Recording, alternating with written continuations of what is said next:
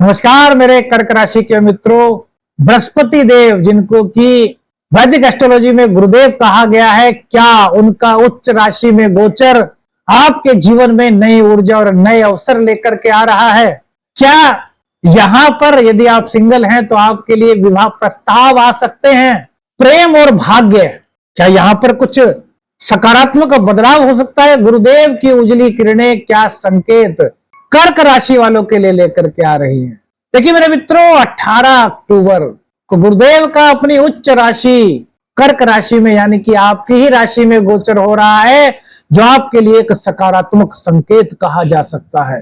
गुरुदेव का यह गोचर आपके जीवन में अनेक तरह की उपलब्धियां और सकारात्मक परिवर्तन को प्रदर्शित करने का एक संकेत दिखा रहा है। गोचर में जो गुरुदेव आपके लिए आपकी राशि में गोचर करके आ रहे हैं, यह आपके लिए नए रास्ते खोल सकते हैं। जहां आपका आत्मविश्वास इस गोचर काल के दौरान बढ़ेगा, वहीं सफलता के नए अवसर आपको प्राप्त हो सकते हैं।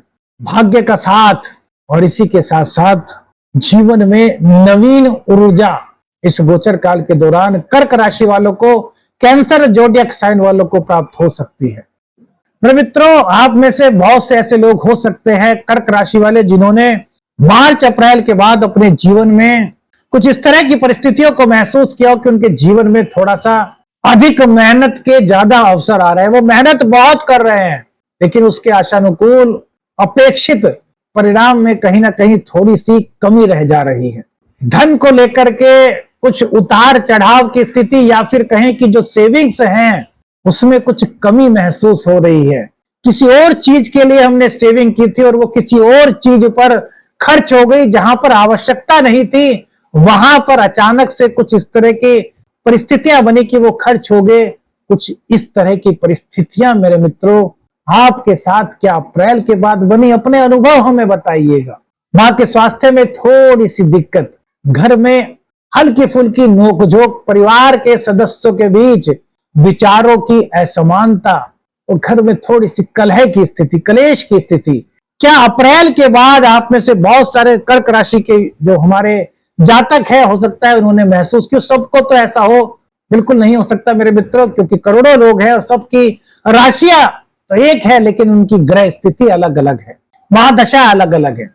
तो मेरे मित्रों, आप अपने अनुभव बताइए यदि इस तरह की कुछ दिक्कतें आपने अपने जीवन में अप्रैल के बाद महसूस की। क्योंकि गोचर में देखिए 10वां महीना ये चल रहा है, अक्टूबर का महीना, और इस साल कभी काल सर्प योग का निर्माण गोचर में हुआ, कभी ग्रहण योग का निर्माण हुआ, कभी षडाष्टक योग का निर्माण हुआ, जिसके वजह से जीवन में विभिन्न तरह की परिस्थितियों का सामना हम सबको करना पड़ा।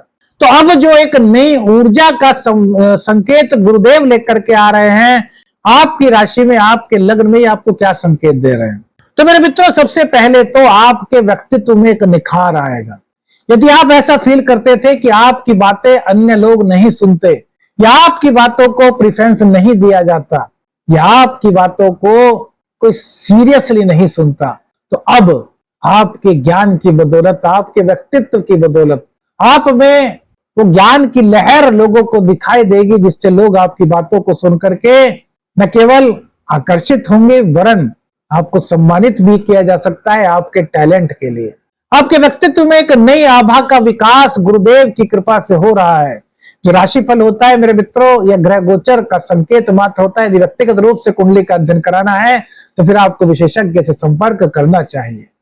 गुरुदेव की पंचम दृष्टि आपके पंचम भाव पर पड़ेगी, और पंचम भाव पर गुरुदेव की दृष्टि प्रेम संबंधों में यदि आपको ऐसा लग रहा था कंफ्यूजन है, या फिर नयापन नहीं आ पा रहा, या फिर आकर्षण की कमी आपको महसूस हो रही थी, तो ये एक राहत का संकेत आपके लिए है। प्रेम संबंध जहां इस गोचर काल के दौरान मजबूत होते हुए दिखाई दे रहे हैं, वहीं शिक्षा यानी कि जो कर्क राशि के छात्र हैं, उनको यदि किसी तरह का कंफ्यूजन था, यदि उनके मन में किसी तरह का कोई सवाल था जिसका उनको समाधान नहीं मिल पा रहा था, तो यह समाधान की प्राप्ति उन्हें हो रही है, और शिक्षा में आगे बढ़ने के मौके दिखाई दे रहे हैं। उच्च शिक्षा प्राप्त करना चाहते थे और उसमें किसी प्रकार की उलझन थी, जिसके कारण उच्च शिक्षा का पथ अभी तक प्रशस्त नहीं हो पाया था, तो मेरे मित्रों यह मार्ग आपका प्रशस्त हो रहा है, और उच्च शिक्षा के आपके मार्ग खुल रहे हैं। प्रेम संबंधों के साथ साथ शिक्षा के साथ साथ संतान पक्ष से भी सकारात्मक संकेत सामने आ रहे हैं। इस गोचर काल के दौरान यदि आप गर्भवती स्त्री हैं तो घर में किलकारियां गूंज सकती हैं, यानी कि घर में नन्हे मेहमान का स्वागत आपके हो सकता है। प्रेम संबंधों में यदि आप हैं और अपने दाम्पत्य जीवन में उसको परिवर्तित करना चाहते हैं तो यहां आप अपने परिजनों से बात कर सकते हैं। यहां भी गुरुदेव आपके लिए शुभ संकेत मेरे मित्रों दे रहे हैं। दाम्पत्य जीवन में आपको लग रहा था कोई दिक्कत है, दाम्पत्य जीवन में किसी प्रकार की उलझन आपको महसूस हो रही थी, दाम्पत्य जीवन में आपको अगर ऐसा कुछ लग रहा था कि यार सब कुछ है लेकिन फिर भी रिश्ते में कुछ कमी सी महसूस हो रही है, कुछ अधूरापन महसूस हो रहा है, तो यहाँ पर राहत मिल रही है। पति पत्नी के बीच संबंध प्रगाढ़ता की ओर बढ़ रहे हैं। सकारात्मक परिवर्तन का योग यहाँ दिखाई दे रहा है, सकारात्मक बदलाव हो रहा है। पार्टनरशिप में यदि आपका बिजनेस था तो उसके आगे बढ़ने के चांसेस यहाँ पर मिल रहे हैं मेरे मित्रों। सफलता के आसार यहाँ पर दिखाई दे रहे हैं। करियर में नए मौके आपको प्राप्त हो सकते हैं। जॉब की यदि तलाश में थे तो जॉब आपको यहाँ पर प्राप्त हो रही है, मतलब कि आपको जॉब मिल सकती है। थोड़े से प्रयास कीजिए, क्योंकि बृहस्पति देव की नवन दृष्टि आपके भाग्य भाव पर है तो ये भाग्य की मजबूती को दर्शा रहा है। पिता के साथ विचार जहां मिल रहे हैं वही पैतृक संपत्ति से आपको लाभ हो सकता है और इसी के साथ साथ पिता के विचारों की वजह से अपने जीवन में आप लाभ के अवसर प्राप्त कर सकते हैं। अब तक यदि आप खर्चों की अधिकता से परेशान थे तो यहां पर आपको राहत मिलती दिखाई दे रही है।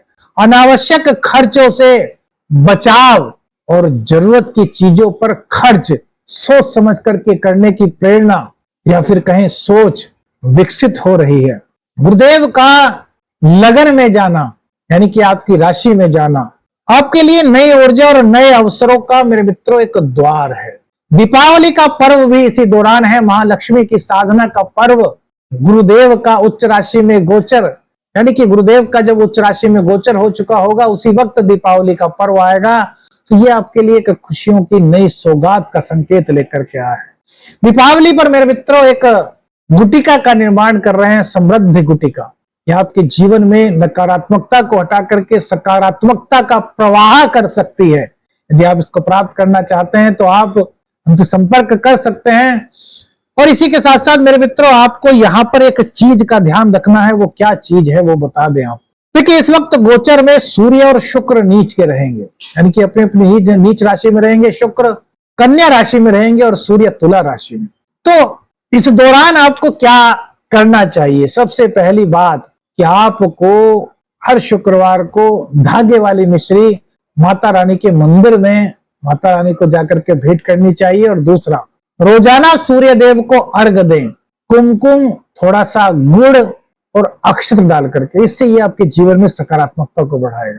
मेरे मित्रों पिछली वीडियो को आज की वीडियो को लेकर के आपके क्या अनुभव रहे, क्या आपने फील किया और कौन सी बात आपको अच्छी लगी जो आपने दिल से फील की, कमेंट करके बताइएगा। वीडियो अच्छी लगी तो लाइक और शेयर कीजिएगा। चैनल पर नए हैं चैनल को सब्सक्राइब कीजिएगा। आदेश आदेश छलक निरंजन। हर हर महादेव।